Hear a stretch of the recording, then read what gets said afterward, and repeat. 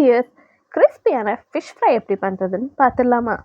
First ஃபிஷ்ஷை வந்து marinate பண்ணி வச்சுக்கலாம். ஸோ அதுக்கு ஜிஞ்சர் கார்லிக் பேஸ்ட் எடுத்துக்கோங்க, ஃபிஷ் ஃப்ரை மசாலா எடுத்துக்கோங்க, தென் காஷ்மீரி சில்லி பவுடர். அது எதுக்குன்னா கலர் கொடுக்கறதுக்கு, இல்லைனா நீங்கள் கலர் கூட ஆட் பண்ணிக்கலாம். தென் ரெட் சில்லி பவுடர், கொஞ்சமாக டர்மரிக் பவுடர் அண்ட் கொஞ்சமாக jeera powder and salt as a require. உங்களுக்கு எவ்வளோ தேவையோ அதுக்கேற்ற மாதிரி. தென் கார்ன்ஃப்ளவர் கொஞ்சமாக மேலே இந்த ஆயில் பண்ணி எல்லாத்தையும் மிக்ஸ் பண்ணிக்கோங்க.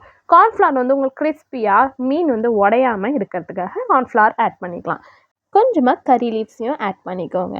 தென் ஃபிஷ்ஷை நல்லா 2-3 டைம்ஸ் நல்லா வாஷ் பண்ணிவிட்டு இந்த மசாலாலாம் நல்லா இதை மேரினேட் பண்ணி மேலேருந்து கொஞ்சமாக லெமனை ஸ்வைஸ் பண்ணிக்கோங்க.